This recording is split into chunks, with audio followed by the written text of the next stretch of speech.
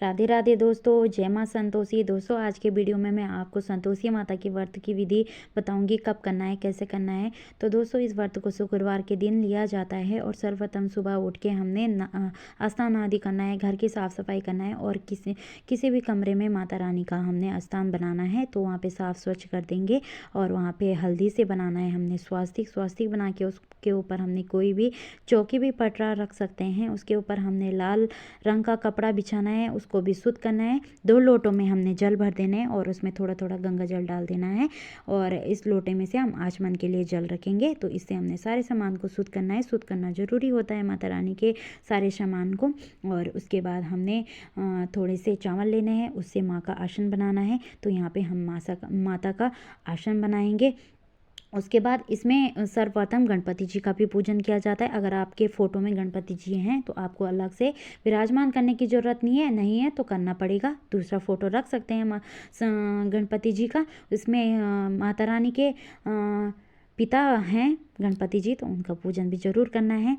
और इस फोटो में शिव जी और पार्वती माता की भी है, तो उनकी भी पूजा हम इसी फोटो में कर लेंगे। उसके बाद दोस्तों जल के छींटे अपने आप में मारने हैं, शुद्ध करना है अपने आप को। उसके बाद हाथ को स्वच्छ करके 3 बार जल लेना है, आचमन लेना है, पीना है मतलब जल को। तो ओम नारायण नमः, ओम केशवाय नमः, ओम माधवाय नमः कह के जल पीना है। उसके बाद चौथे बार में अपने आप को शुद्ध करना है। उसके बाद सर्वप्रथम इसमें घी का दीपक जलाया जाता है। दोस्तों इसमें तेल का प्रयोग नहीं किया जाता है, तो आप लोग भी घी का ही दीपक जलाएं।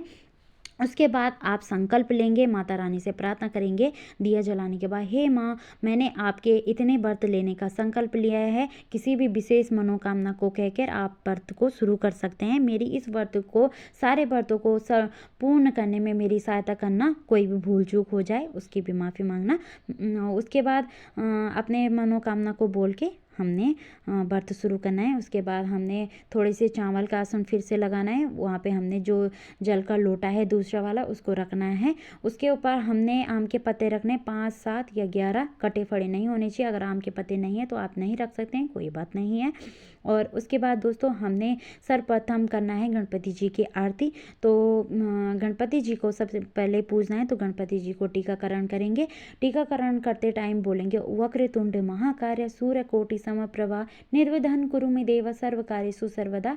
इस ऐसे कह के आपने गणपति जी का पूजन करना है सबसे पहले। उसके बाद शिव जी और पार्वती माता का भी पूजन करना है, जो कि संतोषी माता के दादी दादा हैं। उसके बाद संतोषी माता का भी, और जितने भी इसमें भक्तगण हैं उन सभी को टीका लगाना है। दोस्तों इस व्रत को शुक्रवार को किया जाता है और पूस माह को छोड़ के किसी भी माह के शुक्ल पक्ष से इस व्रत को शुरू किया जाता है। इस व्रत में विशेषकर खटाई का परहेज किया जाता है। जिसने ये व्रत रखना है वो खटाई नहीं खाएंगे, रात को भी व्रत तोड़ेंगे। उस दिन हमने नमक वाला चीज़ कुछ नहीं खाना, अगले दिन ही खाना है। शाम को मीठा भोजन ही बनाएंगे।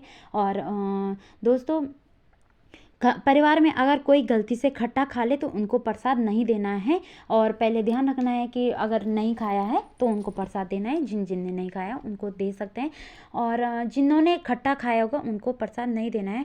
उसके बाद हमने सभी को वस्त्र स्वरूप कलावा चढ़ा दिया है।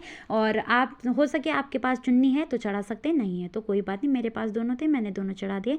उसके बाद आपने विशेषकर ध्यान रखना है कि हमने लोटे का भी पूजन करना है, उस पर टीका लगाना है। मैंने स्वास्तिक बना दिया, आप लोग भी स्वास्तिक बना सकते हैं। स्वास्तिक हिंदू धर्म में शुद्ध माना जाता है, तो मैंने इसलिए स्वास्तिक बना रखा है। और इसमें जो वो है रोली धागा, कलावा धागा, उसको बांधना बिल्कुल भी नहीं भूलना है।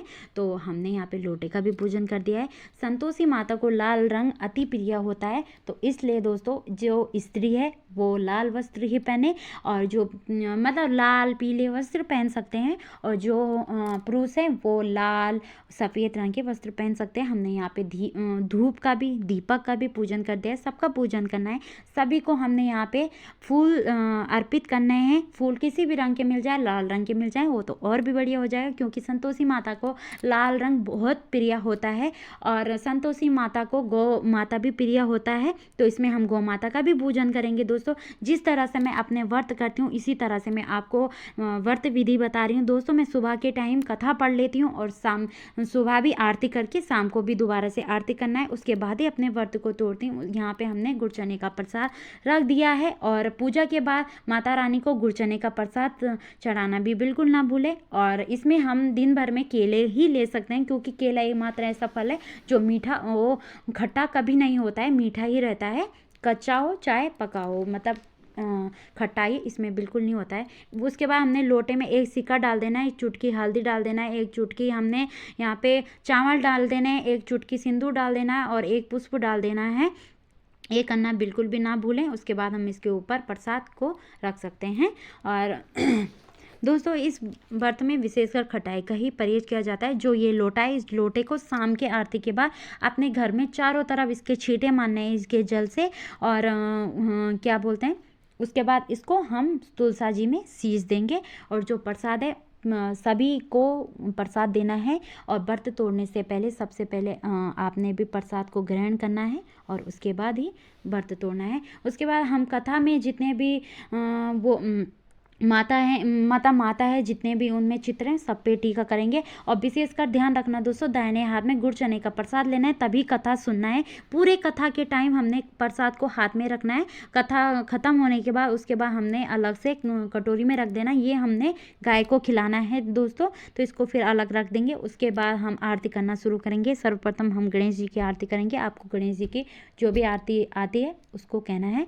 उसके बाद दोस्तों आपने संतोषी माता का आरती करना है। आपको जो भी आरती आता है वो कह देना है संतोषी माता को।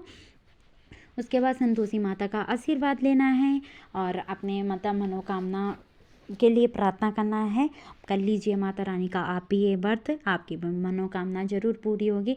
उसके बाद दोस्तों आपको मैं विशेष कर बताती हूँ कि इसमें मतलब अगर किसी भी शुक्रवार को आपको पीरियड या परिवार में कोई भी किसी की भी मौत हो जाती है तो आप इस व्रत को उस दिन नहीं कर सकते, लेकिन आपने परहेज ज़रूर करना है। शुक्रवार के दिन आपने खटाई नहीं खाना है, बाकी और चीज़ खा सकते हैं। लेकिन जब सब कुछ सही हो जाएगा अगले शुक्रवार से जब व्रत शुरू करेंगे तो उस व्रत के दिन आपने व्रत की संख्या गिननी है।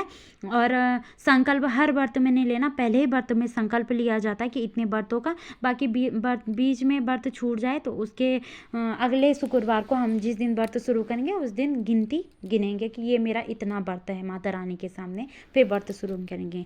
उसके बाद हमने गाय को भी प्रसाद खिला देना है, उसकी भी आरती कर देनी है और आशीर्वाद लेना है। उसके बाद शाम को हमने आरती करनी है। आरती करने के बाद हमने जो जल है मैंने बता दिया है पहले भी कि इसको सारे घर में छींटा मारना है। उसके बाद घर वालों को हमने प्रसाद देना है, उसी टाइम पे सबको प्रसाद देना है जिन्होंने खटाई नहीं खाया हो। इस पूजा में हमने मीठा बना रखा है तो माता रानी को सर्वप्रथम माता रानी को चढ़ाना है। उसी के बाद आपने पहले गुड़ चने का प्रसाद खाना है, उसके बाद हमने मीठा खाना है। और दोस्तों आप लोग भी इस व्रत को जरूर करें। कमेंट बॉक्स में जय माता दी जरूर लिखिए। जय संतोषी माता।